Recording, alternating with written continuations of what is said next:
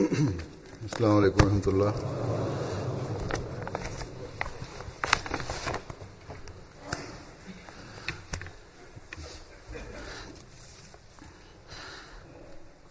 أشهد أن لا إله إلا الله وحده لا شريك له وأشهد أن محمدا عبده ورسوله أما بعد فأعوذ بالله من الشيطان الرجيم بسم الله الرحمن الرحيم الحمد لله رب العالمين الرحمن الرحيم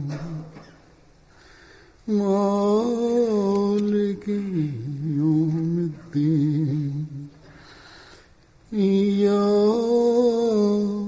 نعبد وإياك نستعين اهدنا الصراط المستقيم صراط الذين أنعمت عليهم غير المغضوب عليهم ولا الضالين.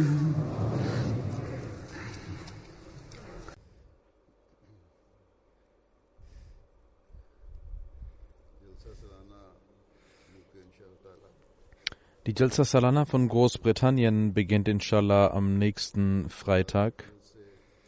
Durch die Segnungen Gottes sind für die Teilnahme an der Jalsa Salana aus fremden Ländern schon Gäste da, und je näher die Jalsa Salana kommt, desto mehr werden die Gäste aus nah und fern kommen und die Anzahl wird stetig wachsen.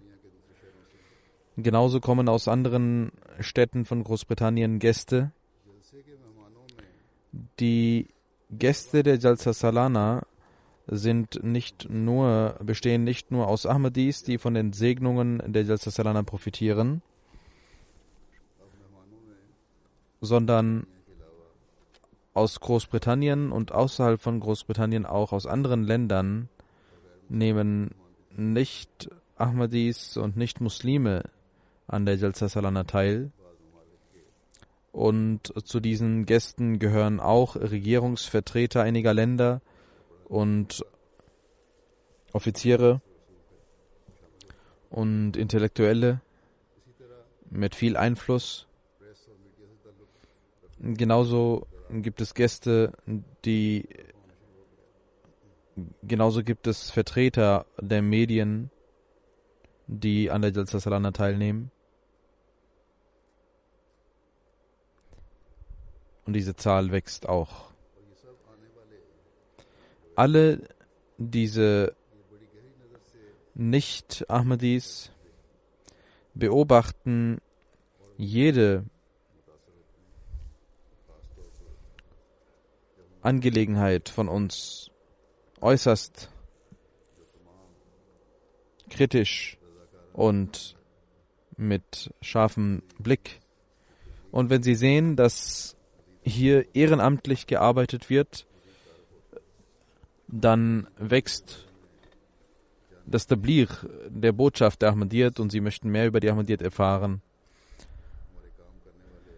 Unsere Mitarbeiter, freiwilligen Mitarbeiter, Frauen, Männer, Jungen, Mädchen, Kinder sind also in diesen Tagen dabei, ganz im Stillen Tabligh zu machen, und durch die Medien wächst die Bekanntheit der Ahmadiyyat auf der ganzen Welt. Die Presse und die Medien sind auch in den gewöhnlichen Tagen aufgrund von verschiedenen Ereignissen interessiert an der Jamaat. Beispielsweise in Europa gab es terroristische Attentate und Frauen und Männer der Jamaat haben die wahre Botschaft des Islams versucht, der Welt zu zeigen. Und auch unsere Presseabteilung hat hier gearbeitet, auch Murabiyan Silsila haben Interviews geben können. Die Presse hat die Lehre der Jamaat in Bezug auf die friedliche Lehre des Islams auf der ganzen Welt verbreitet. Je mehr diese Ereignisse wachsen, desto mehr wächst auch die Bekanntheit der Jamaat. Auch in den Tagen der Jalsa Salana hat Allah Ta'ala einen Weg geschaffen, die wahre Lehre des Islams der Welt zu zeigen, und das ist ein besonderes Mittel dafür.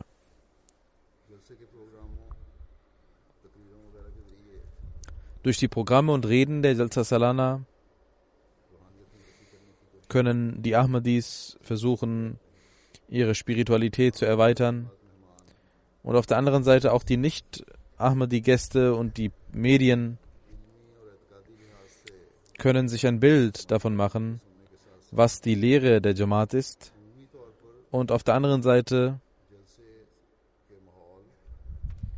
können sie sich ein Bild von der Atmosphäre der Jalsa Salana machen, wie die Ahmadis, Männer wie Frauen, freiwillig dienen und mit einem Geist der Gastfreundschaft arbeiten. Und wenn sie dies sehen, verstehen sie die schöne Lehre des Islams und können diese auf praktische Art und Weise sehen. Und wie ich gesagt habe, das ist ein großes Mittel zum Tabligh.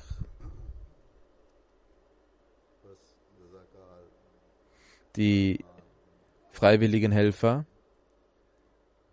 und Mitarbeiter spielen also eine große Rolle, und die Mitarbeiter, egal wo sie arbeiten,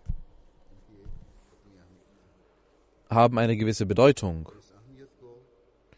Und diese Bedeutung hat sowohl ein Muawin bis hin zum Afsar, und jeder sollte diese Bedeutung vor seinen Augen halten. Ein gewöhnlicher Muawin, Mitarbeiter, auch wenn ein Kind ist, welches Wasser verteilt, seine Selbstlosigkeit, mit der er dient, führt dazu, dass er das Wohlgefallen Allahs erlangt, auf der einen Seite, und auf der anderen Seite führt dies dazu, dass auch die fremden Menschen beeindruckt werden. Und die Teilnehmer der Jalsa Salana äußern dies auch immer wieder. Genauso neben den Muawinin und Mitarbeitern sollten auch die Afsaran, die für verschiedene Aufgaben zuständig sind, nicht bloß denken, dass die Mitarbeiter arbeiten müssen, sondern auch selbst müssen sie mit Demut wie ein gewöhnlicher Mitarbeiter und Muawin versuchen zu arbeiten. Sie sollten mit ihren Mitarbeitern und auch mit anderen Menschen, mit den Gästen gut umgehen, sanftmütig sein und helfen.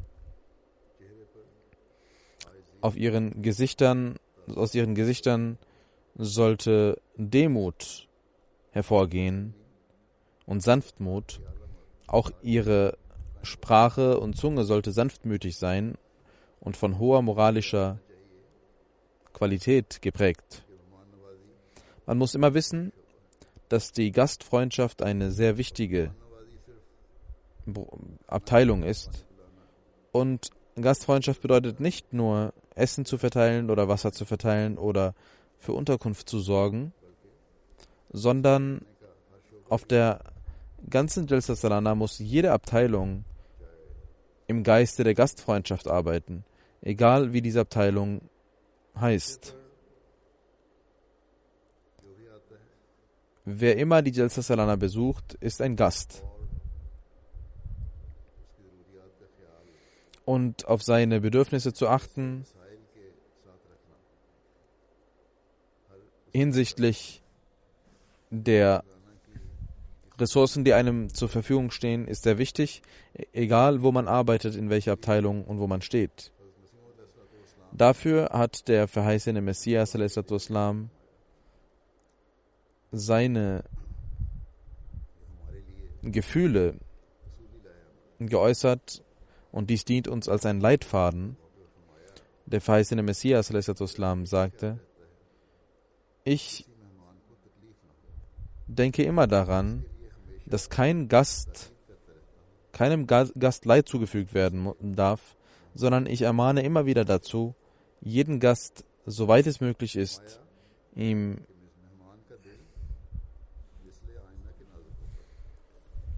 Gemütlichkeit zu schenken. Und das Herz des Gastes ist wie Glas, das kaputt gehen kann. Das muss man immer vor Augen haben und auch sich selbst zwingen, manchmal dazu,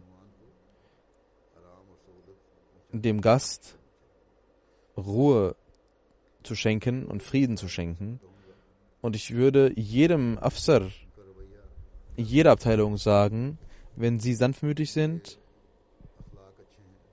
wenn sie hohe moralische Eigenschaften zeigen, wenn sie geduldig sind, wenn sie etwas Hartes hören, dann ruhig bleiben und Geduld zeigen, dann werden ihre Naibin, ihre Stellvertreter und ihre Mitarbeiter genau dies kopieren. Und hohe Werte an Gastfreundschaft zeigen und etablieren. Wenn aber die Offiziere und die Zuständigen selbst hart sind, anderen nicht zuhören, keine Geduld zeigen, dann werden ihre Stellvertreter und Mitarbeiter genauso sein. Um hohe Niveaus an Gastfreundschaft zu zeigen, muss jeder Führer jeder Abteilung sich selbst überprüfen und seine Demut zum Höhepunkt bringen. Wie ich gesagt habe, es sind nicht ein, zwei Abteilungen, die der Gastfreundschaft angehören, sondern jede Abteilung ist eine Abteilung, die unter dem Stichwort Gastfreundschaft stellt. Ob es das Zubereiten des Essens ist oder Unterkunft oder das Essen verteilen oder Transport oder Sauberkeit der Toiletten oder die Ärzte und medizinischen Helfer, die für medizinische Versorgung sorgen, oder diejenigen, die Khudam und andere, die den Weg zeigen, oder die Sicherheitsabteilung und genauso alle anderen Abteilungen. Jeder sollte in seinem Kreise wissen, dass er ein Gastgeber ist. Diejenigen, die für Unterkunft sorgen, müssen wissen, dass auch in den gemeinsamen Unterkünften und auch in den Zelten vor allem für Frauen und Kinder gesorgt werden muss, dass dort gute Unterkünfte vorhanden sind. Es ist warm, aber nachts kann es auch sehr kalt werden. Und in Hadiqatul Mahdi, da wo die Jalsa Salana inshallah stattfinden wird, ist es immer kühler als in London, 4-5 Grad kühler. Diejenigen, die ihre Zelte mitbringen, sollten dies auch berücksichtigen, dass sie für die Nacht gute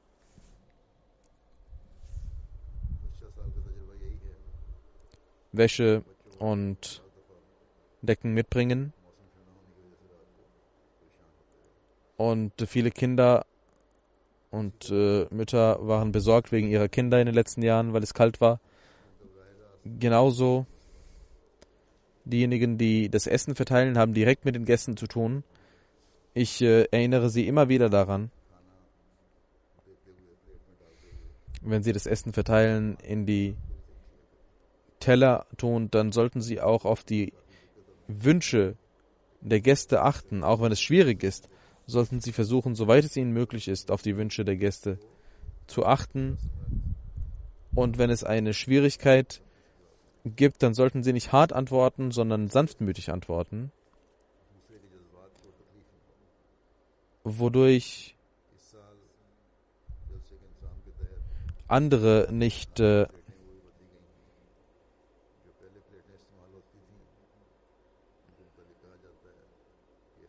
verletzt werden.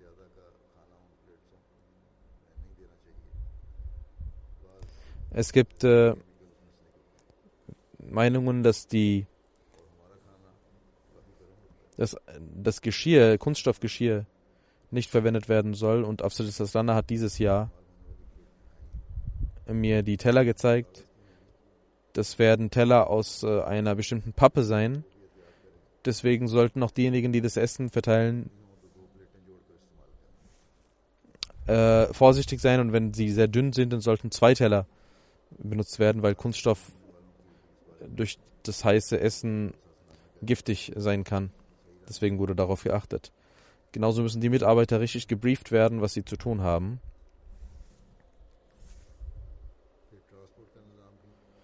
Ebenso ist der Transport eine sehr wichtige Abteilung.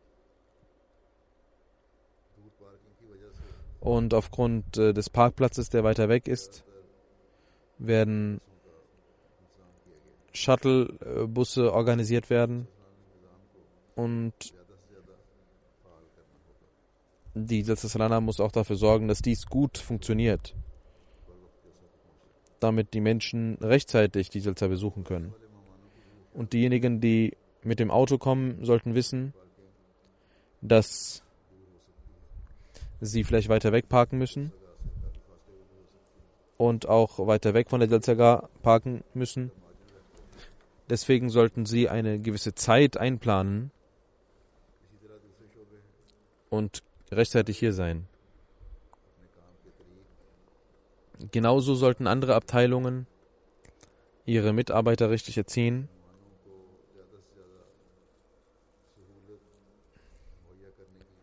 und den Gästen dienen. Die Khidmat-e-Khalq-Mitarbeiter und Sicherheitsmitarbeiter sollten viel aufmerksamer sein als früher.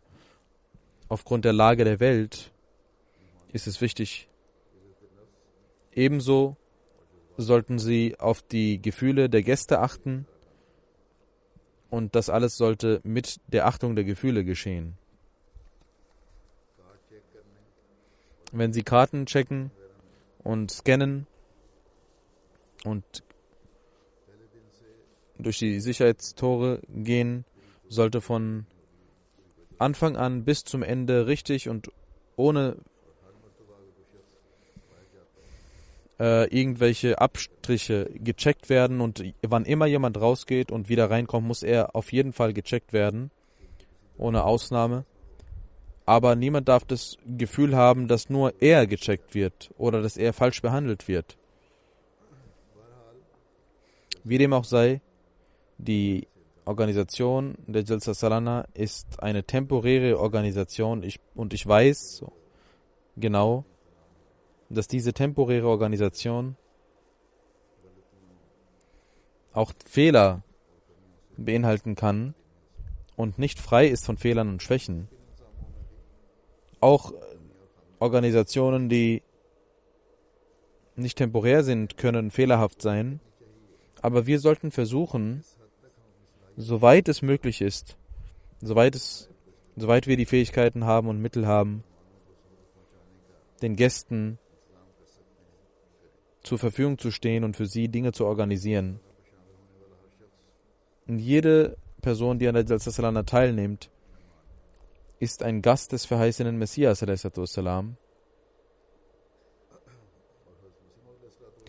Und der verheißene Messias a.s.w., ein Gast des verheißenen Messias zu sein, bedeutet, dass wir jeden Gast als einen besonderen Gast erachten müssen und für seine Gastfreundschaft sorgen müssen. Auch wenn es eine Abteilung unter der Jalsa Salana gibt, die Muaina und die Aufgaben überprüft und verschiedene Dinge kontrolliert und deren Mitarbeiter überprüfen die Schwächen und durch ihren Afsar machen sie Jalsa Salana darauf aufmerksam. Aber jeder Führer jeder Abteilung sollte auch eine Qualitätsüberprüfung in seiner Shoba durchführen. Jemand, der dafür zuständig ist in jeder Abteilung, der abends seinem Vorgesetzten berichtet. Während der Jalsa Salana und auch in den nächsten Jahren wird dadurch auf der Jalsa Salana eine Verbesserung hervorgerufen werden und so können die Organisationen verbessert werden. Der verheißene Messias ﷺ hat darauf aufmerksam gemacht, auf die Kontrolle, auf die Qualität und einmal gesagt, dass die Verantwortlichen der Küche, der Langar, immer dafür sorgen müssen, dass es den Gästen gut geht. Aber weil er alleine ist, braucht er eine Mannschaft, damit er alles sehen kann. Deswegen soll eine andere Person ihn darauf aufmerksam machen. Und die beste Art und Weise, sagt der verheißene Messias, dafür ist, dass der Offizier jemanden bestimmt, der ihn darauf aufmerksam macht, der überprüft und ihn darauf aufmerksam macht.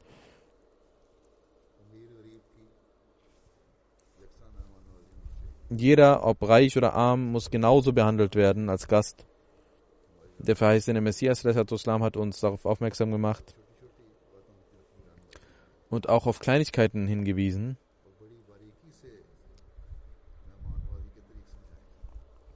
Und uns sehr feinfühlig auf Dinge der Gastfreundschaft aufmerksam gemacht und gesagt beispielsweise, diejenigen, die neu sind, neue Gäste, die uns nicht kennen, es gibt oft Gäste, die neu sind aus anderen Ländern, dafür sagte der verheißene Messias, es ist unsere Pflicht, dass wir ihre Bedürfnisse erfüllen. Manchmal weiß jemand nicht einmal, wo die Toilette ist und ist voller Schmerz und Leid. Deswegen ist es wichtig, dass die Bedürfnisse der Gäste beachtet werden. Der verheißene Messias sagte, diejenigen, die dafür zuständig sind, die Verantwortlichen, es ist ihre Pflicht, dass sie keine Beschwerde zulassen. Denn die Menschen kommen von Hunderten und Tausenden Meilen mit Aufrichtigkeit, um die Wahrheit zu suchen und sich ein Bild von der Wahrheit zu machen. Der verheißene Messias hat dies auch auf fremde Nicht-Ahmadis bezogen, aber auch die eigenen Menschen, auch für die eigenen Gäste, für die Ahmadis gibt es solche Aussagen des verheißenen Messias al-Islam. Und wie ich gesagt habe, die Nicht-Ahmadi-Gäste oder Vertreter der Presse, die unsere Jalsa Salana besuchen, betrachten auch das Verhalten der Menschen. Jeder Mitarbeiter, jeder Abteilung soll ein hohes moralisches Niveau an den Tag legen. Einmal sagte der verheißene Messias, wenn ein Gast, nach meinem Prinzip, ist es so, dass wenn ein Gast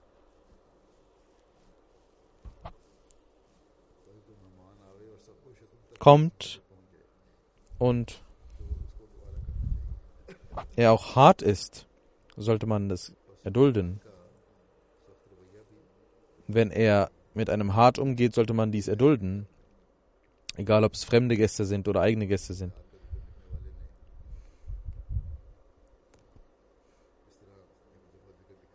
Und einmal schrieb der Schreiber, dass der verheißene Messias Islam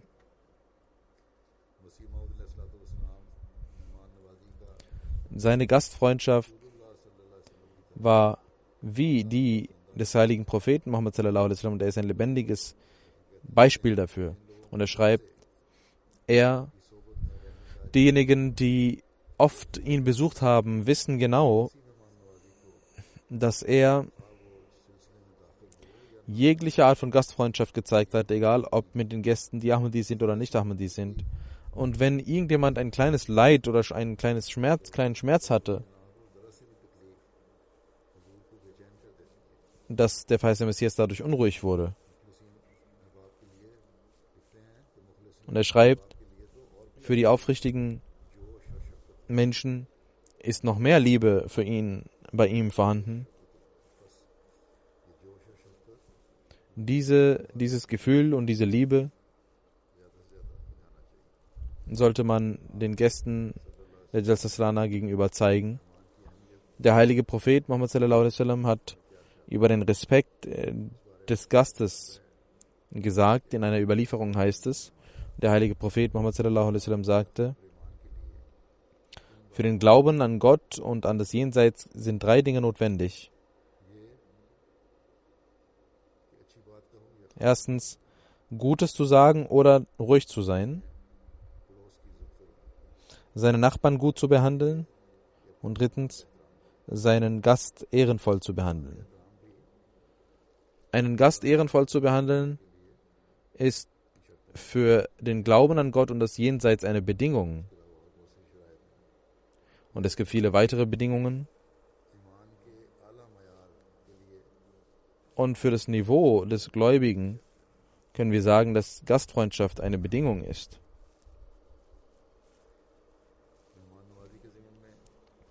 Über Gastfreundschaft möchte ich auch sagen, dass der heilige Prophet Muhammad sallallahu alaihi wasallam sich um die religiöse Erziehung der Gäste auch kümmerte. Und es heißt, dass der heilige Prophet Muhammad sallallahu alaihi wasallam die Gäste in die Moschee schickte, damit sie dort schliefen und alle zum Namaz Fajr weckte. Die Abteilung Tarbiyat auf der Jalsa Salana ist genau dazu da, dass sie die Gäste zum Gebet aufmerksam machen und für Tahajjud und Fajr wecken, aber mit Sanftmut und Liebe. Das waren einige Dinge, die ich über die Gastfreundschaft sagen wollte. Möge Allah allen Mitarbeitern die Kraft geben, den Gästen des verheißenen Messias Islam auf beste Art und Weise zu dienen. Nach den Gebeten werde ich 2 Janaza Raib verrichten. Das erste ist von Sayyid Muhammad Ahmad Sahib. Er ist am 13. Juli im Alter von 92 Jahren in Lahore verstorben. Inna lillahi wa inna ilaihi raji'un. Er war der älteste Sohn von Dr. Mir Muhammad Ismail Sahib, und auf diese Art und Weise war Hazrat al-Mu'minin, Hazrat Ammajan, seine Puppo, seine Tante. Und er heiratete die jüngste Tochter von Mirza Bashir Ahmad Sahib und war so sein jüngster Schwiegersohn von Mir Bashir Ahmad Sahib. Also Dr. Mir Muhammad Ismail Sahib hatte 2-mal geheiratet, Shaukat Sultan Sahib im Jahre 1906, aber hatte keine Kinder. Und zweite Hochzeit war mit Abdul Latif Begum Sahib 1917 und sie war die Tochter von Mirza Shafi Muhammad Sahib Delvi, Muhassib Sadr Anjuman Ahmadiyya.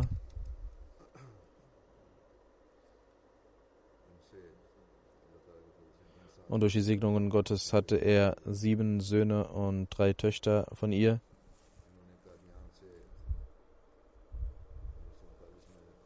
Im Jahre 1939 hatte Sayyid Muhammad Saib Realschulabschluss in Qadian gemacht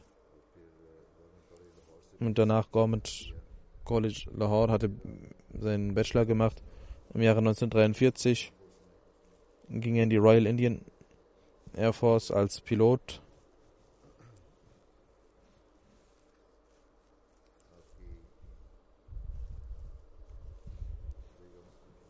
Und seine Ehefrau Abdul Latif Sahib war die Tochter von Mirza Bashir Ahmed Sahib.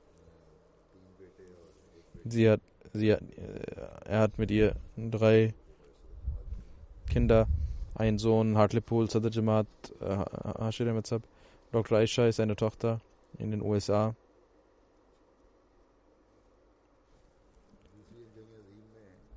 Und während des Zweiten Weltkriegs hat er selbst geschrieben,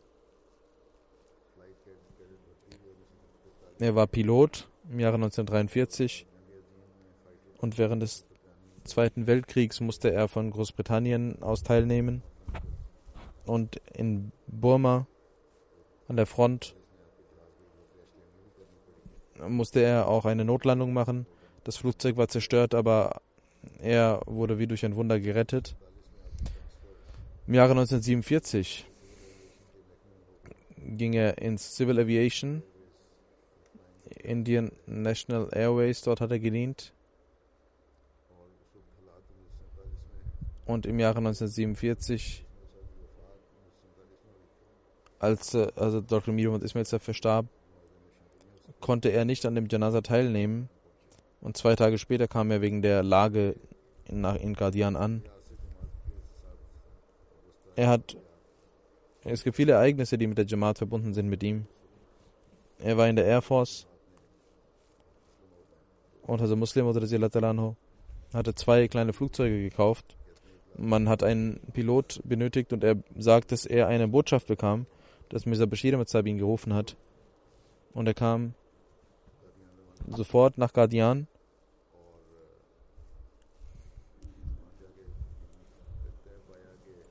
Und es wurde festgehalten, dass Sahibzada Mirza Nasir Ahmed Saib, Khalif Masih Salis, der damals Sadr Khudam al-Ahmadiyya war, wird der Leiter sein und er wird unter ihm arbeiten. Und damals wurde viel für Pakistan getan. Er hat etwas sehr Interessantes geschrieben und ein sehr historisches Ereignis. Einmal morgens sagt er, rief mich als Muslim anhu ins Büro in Qasr Khilafat und sagte, ich gebe dir das Wertvollste, was ich habe, nach Lahore und du musst es Mirza Bashir Ahmed Saib geben. Das Wertvollste, was ich besitze. Und er ermahnte ihn, dieses zu beschützen. Und du musst Sheikh Sahib genau dies sagen, was ich dir sage, über den Schutz. Und du musst auch eine Empfangsbestätigung holen von ihm und mir geben. Mir Sahib sagt, ich war unreif und ich dachte mir, dass vielleicht Muslim oder mir eine Box von Diamanten oder Goldstücken, die der Jamaat gehören, geben wird. Aber Hazrat Khalif Masih Sani stand auf und gab mir eine alte Truhe, Tasche, und auch der Reißverschluss war kaputt und es waren nur Papiere drin. Er nahm die Tasche und gab sie mir und sagte, das ist meine Tafsir. Ein Teil davon ist schon geschrieben, aber ein anderer Teil ist geschrieben, aber noch nicht veröffentlicht. Und also Masih Sani sagte, ich muss noch viel schreiben. Und das ist eine Mission meines Lebens, diese Tafsir zu schreiben. Deswegen, ob morgen oder Abend, ob ich stehe oder laufe, alles, was ich tue, sobald ich über irgendein Vers des Heiligen Koran eine neue Bedeutung erhalte, dann schreibe ich dies auf einem Papier und tue dies in diese Tasche rein, damit dies dann bei Zeiten hervorgeholt werden kann. Und das Muslim sagte, das kann sein, dass es keine Reihenfolge in diesen Papieren gibt, aber für mich ist das ein wertvoller Schatz. Misab sagt, ich nahm diese Tasche von Hazur und nahm es in das Flugzeug mit und ging nach Lahore. Und von dem Flughafen aus rief ich Sheikh Bashir Ahmed Sahib und nahm eine Empfangsbestätigung von ihm. Das ist ein sehr langes Ereignis. Ein sehr historisches Ereignis, was mit ihm verbunden ist. Das waren sehr wertvolle Notizen von Hazrat Muslim Maud, die er brachte, über die Hazrat Muslim Maud berichtet hatte und ihn auch unterwies. Im Jahre 1950 Muslim Maud sagte zu ihm, dass er in die Air Force zurück kann, wo er bis 1965 in der Air Force diente und Wing Commander war das Amt, das er inne hatte. Und während dieser Zeit hat er auch viele Kurse besucht, auch in England. Von 1960 bis 1963 hat er in Quetta als Instructor gearbeitet und war der Zuständige für die Kriegsplanung. Und im Jahre 1953, als er hierher kam, um einen Kurs zu machen, Chaudhry Zahur Ahmad Bajwa Sahib war Missionary Mubaligh hier, und er sagt, dass er nach dem Kurs noch einige Tage hatte und er mit Bajwa Sahib hier einige Zeit verbrachte im Missionshaus. Und er sagt, Colonel Douglas Sahib traf ich durch Bajwa Sahib. Bajwa Sahib stellte ihn mir vor. Und Colonel Douglas Sahib, wir gingen zu ihm und er sagte, Misab sagt, dass ich ihn über diesen Fall befragte mit dem Feist Messias und dem Mordprozess. Und Colonel Douglas sagte, ich war, bevor dieser Mordprozess zu mir kam, einige Jahre davor gab es ein Ereignis, das ich dir erzählen möchte, sagte Captain Douglas Sahib. Er sagte, ich war Assistant Commissioner in Batala und ich kam von Amritsar zurück nach Batala, sagte er. Captain Douglas, eine sehr historische Begebenheit. Und er sagt, ich war in der ersten Klasse im letzten Waggon und bevor wir von Amritsar losgingen, bekam ich eine Botschaft vom Commissioner und ich werde dich in Batala treffen, sagte er. Colonel Douglas sagt, als der Zug in Batala ankam, war der Assistant Commissioner von Gurdaspur nicht da. Und ich dachte, dass er mich vielleicht ganz vorne sucht in der ersten Klasse. Ich stieg schnell heraus und lief ganz schnell am Gleis entlang bis zum Anfang des Zuges. Und Captain Douglas sagte weiter, als ich ungefähr 2/3 des Gleises überquert hatte, sah ich, dass von vorne eine Person kommt. Seine Blicke waren nach unten gerichtet und er hatte eine so erhellende und erleuchtetes Gesicht, dass ich völlig in Trance war und ich dachte, dass er nicht von dieser Welt sein kann, und er kam langsam daher und es war für mich nicht möglich, dieses lichterfüllte Gesicht in diese Augen zu sehen, und ich schaute ihn mit verstohlenen Blicken an und auch als er vorbeilief, schaute ich ihn an. Und ich lief dann, der verheißte Messias al-Islam ging weiter und ich lief rückwärts weiter, um ihn weiter sehen zu dürfen. Und ich ging rückwärts weiter, damit ich diese Person weiterhin sehen kann.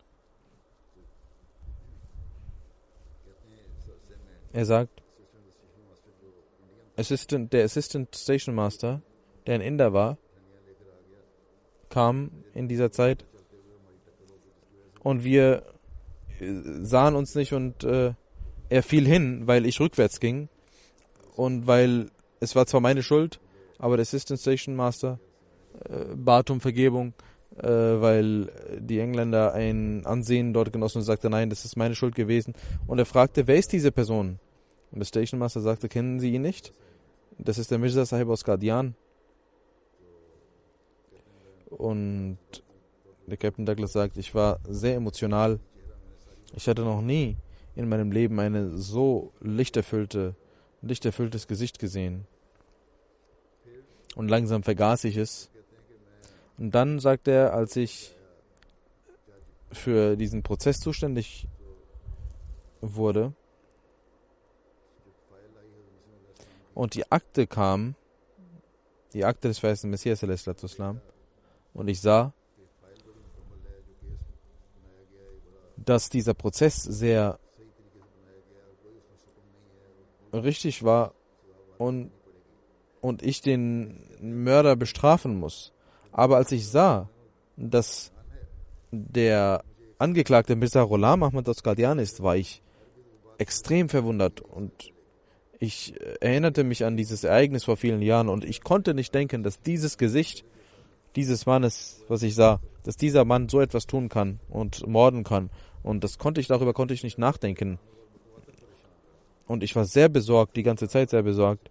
Und ich versuchte die ganze Zeit in dem Prozess nach Fehlern zu suchen, aber war nicht erfolgreich. Und in dieser Sorge holte ich den DSP, den englischen DSP, damit ich mit ihm mich beraten kann. Ich fragte den DSP, ist Abdul Hamid, der diesen Prozess gemacht hat und angeklagt hat, dass Nauzubillah, Gott bewahre, der Feiste Messias ihn ermorden wollte. Er fragte, ist Abdul Hamid in der Kirche oder bei der Polizei? Und der DSP war sehr verwundert und sagte, dass die Polizei einen großen Fehler gemacht hat. Denn die Polizei hat Abdul Hamid bei der Kirche gelassen und nicht zu sich genommen. Und er ging ganz schnell weg und sagte, ich komme schnell. Als der DSP zurückkam, sagte er, wir haben einen großen Fehler gemacht. Wir haben Abdul Hamid in die Kirche belassen und nun haben wir ihn bei uns und er hat zugegeben, dass diese Klage falsch und lügnerisch ist und erdichtet wurde, damit er von der Kirche Schutz bekommt. Und der Colonel Douglas sagt, und dass Mirza Sahib deswegen ehrenhaft freigesprochen wurde. Und er sagte, ich bat Mirza Sahib, wenn Sie wollen, können Sie wegen Verleumdung anklagen. Er sagte, nein, ich brauche keine Anklage. Mein Prozess ist bei Gott, sagte der Feiste Messias. Das sind zwei historische Ereignisse über ihn. Colonel Douglas dieses Ereignis kennen. Viele haben dieses Ereignis in dieser Art noch nicht gehört gehabt, mit dieser Sicht von Colonel Douglas. Und wie ich gesagt habe, er war der älteste Sohn von Dr. Mir Muhammad Ismail Sahib und insofern das Intikhabi Khilafat Komitee. Er war aufgrund des Sohnes eines Sahabis war er Mitglied und Khilafat Salisa, Rabia und Khamsa war er auch Teil des Khilafat Komitees, Wahl des Kalifenkomitees, und er sagte, dass er so viel Emotionen hatte und er kann bezeugen, dass das Khilafat von Gott ist und Gottes Wahl ist.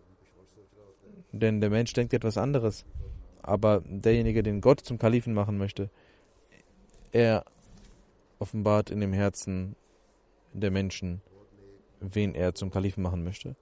Er war ein sehr aufrichtiger, frommer Mensch, aber ein sehr ruhiger, betender Mensch, und er hat eine große Liebe zum heiligen Propheten Muhammad sallallahu alaihi wasallam. Seine Tochter schreibt, dass er Allah und den heiligen Propheten sallallahu alaihi wasallam sehr liebte und sagte, versucht die Liebe Gottes immer zu spüren. Es bringt nichts, nur formell zu beten. Dann schreibt sie,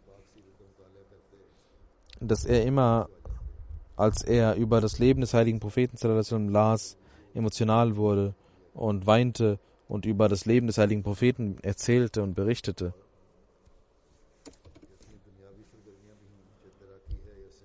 Und sie sagt, dass er auch wenn er Sport machte, spazieren ging oder schwimmen ging, immer an Gott dachte. Und auch als Vater war er ein sehr gütiger, liebevoller Vater, der mit den Kindern, der auf die Kinder achtete, und er hatte eine sehr enge Beziehung zum Khilafat. Auch mit mir hatte er eine sehr enge Bindung. Und mit großer Aufrichtigkeit hat er diese beibehalten. Möge Allah seine Ränge erhöhen, ihm vergeben und auch seinen Kindern die Möglichkeit geben, seine Wohltaten fortzuführen.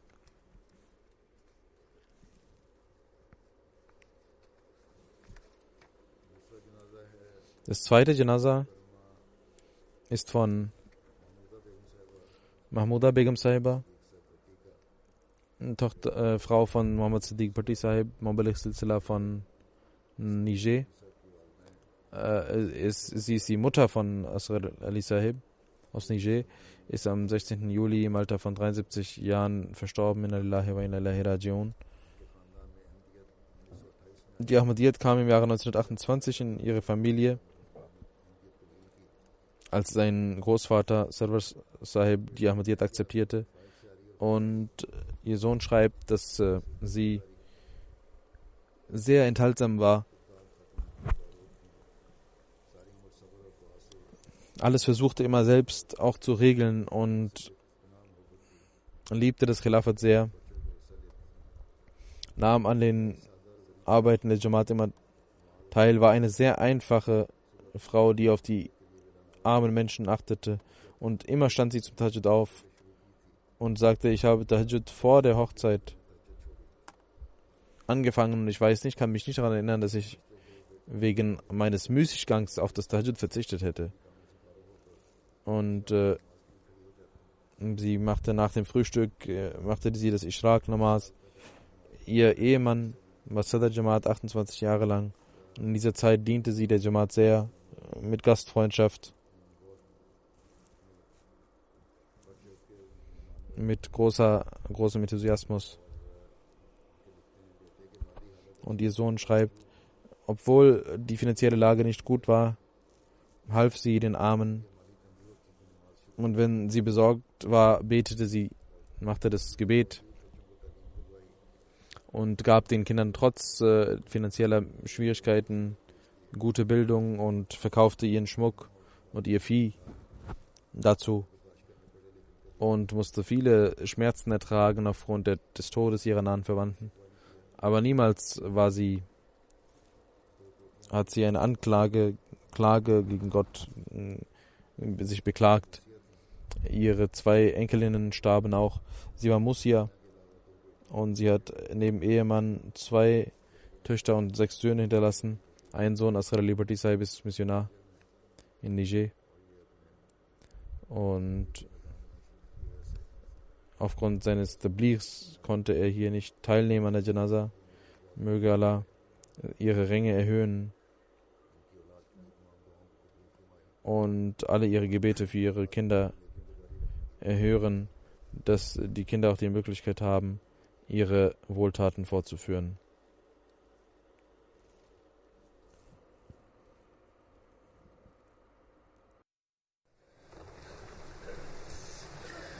Alhamdulillah,